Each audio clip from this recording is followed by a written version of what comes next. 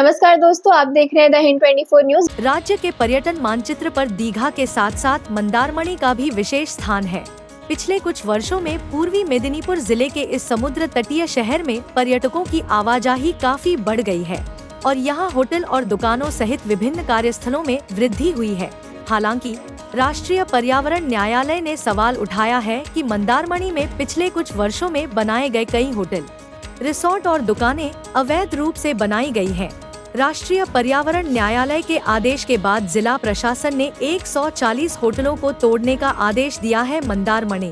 इस निर्देश से मंदारमणि के पर्यटन व्यवसायियों के सिर पर हाथ रख दिया गया है। कई लोगों की रोजी रोटी पर भी सवाल है। 1 नवंबर को CRZ तटीय विनियमित क्षेत्र प्रबंधन प्राधिकरण की जिला समिति ने मंदारमणि और आसपास के 4 मौजा में 140 होटल, लॉज, रिसोर्ट और होम स्टे को ध्वस्त करने का आदेश दिया। 20 नवंबर तक उन सभी अवैध निर्माणों को तोड़कर जगह खाली कर देनी होगी। पूर्वी मेदिनीपुर के जिलाधिकारी पूर्णेंदु माझी ने उस आदेश के अनुपालन में होटल के निर्माण को ध्वस्त करने का आदेश दिया है। প্রশাসনের নির্দেশ 140 খানা হোটেল ভেঙে ফেলার জন্য ইতিমধ্যেই 20 তারিখের মধ্যে ডিমোলিশ করার একটা অর্ডার দেওয়া হয়েছে। এটা নিয়ে কি ভাবছেন বা কি পদক্ষেপ নেবেন আপনারা? স্যার, আমরা পদক্ষেপ নেওয়ার মধ্যে আমরা কোর্টে দ্বারস্থ হয়েছি। স্টের জন্য আমরা অলরেডি প্রেয়ার করেছি। তাতে আমাদের 20 তারিখে আমাদের ডেট আছে। তো আমরা কোর্টের উপরেই আমরা যাচ্ছি, আমরা টোটালি লিগেলের উপরেই যাচ্ছি।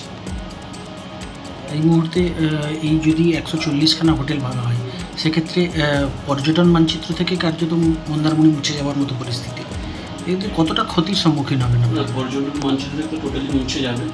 আর সব থেকে বড় হবে আমাদের কালিন্দী 8 নম্বর পঞ্চায়েত এবং পাশাপাশি আরও 2-3টে পঞ্চায়েত, পুরো ইকোনমিটা শেষ হয়ে যাবে। এখানে যত আপনারা জানেন হয়তো যে মিনিমাম 50,000 এখানে লোক ডেলি রোজগার করে কামিয়ে খাচ্ছে। তো তার উপরে আমরা পুরো টোটালি একদম যদি ভেঙে দেয় পুরো ইকোনমি তো শেষ হবে, মন্দারমণি আমাদের মানচিত্রে পৌঁছে যাবে।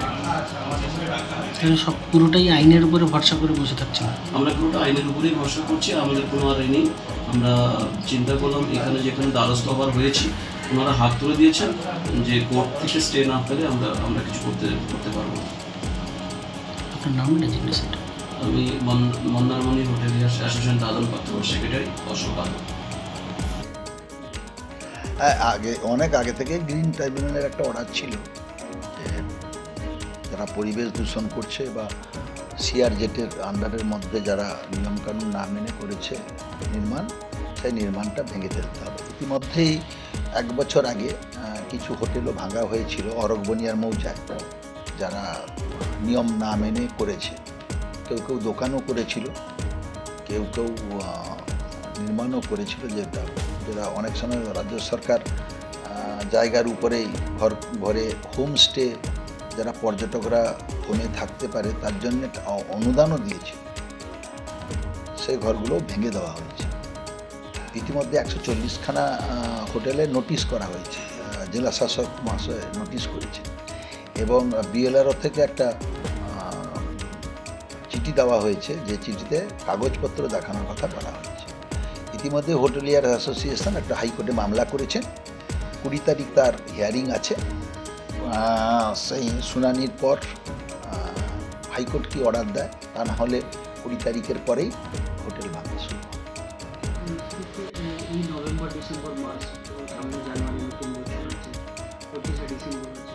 এই যে পর্যটকের একটা মরশুম, তার আগে এই ধরনের একটা নির্দেশ পর্যটক শিল্পের একটা বড় ধাক্কা হতে চলেছে। হ্যাঁ, এটা একটা হতে পারে যে এখন তো একটা এই সময় পর্যটকরা শীতকালে একটু সমুদ্রের ধারে বেড়াতে আসেন, তাতে মন্দারমণিতে যে পর্যটকরা যারা আসতেন তাদের ক্ষেত্রে অনেকটা অসুবিধে হবে এবং যারা হোটেলে ব্যবসা করতেন বা পর্যটকদের থাকার জন্য ব্যবস্থা করতেন সেক্ষেত্রে অনেকটা অসুবিধার সম্মুখীন হতেই হবে। কিন্তু যেহেতু গ্রিন ট্রাইব্যুনালের আদালতের একটা অর্ডার আছে, ট্রাইব্যুনালের অর্ডার তো কার্যকরী করতেই হবে রাজ্য সরকার।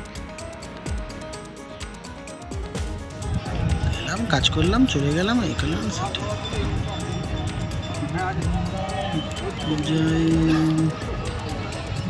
কি করবে এরা? হ্যাঁ, প্রচুর টেনশানে আছে এরা। 140খানা প্রায় হোটেল অবৈধ নির্মাণ করেছে পরিবেশ আইন মানেনি, এরকম একটা অভিযোগ। সেই নিয়ে রীতিমতো পর্যটক সিজনের আগেই দেখা যাচ্ছে। ऐसे ही तमाम खबरों के लिए जुड़े रहिए द हिंद 24 न्यूज के साथ।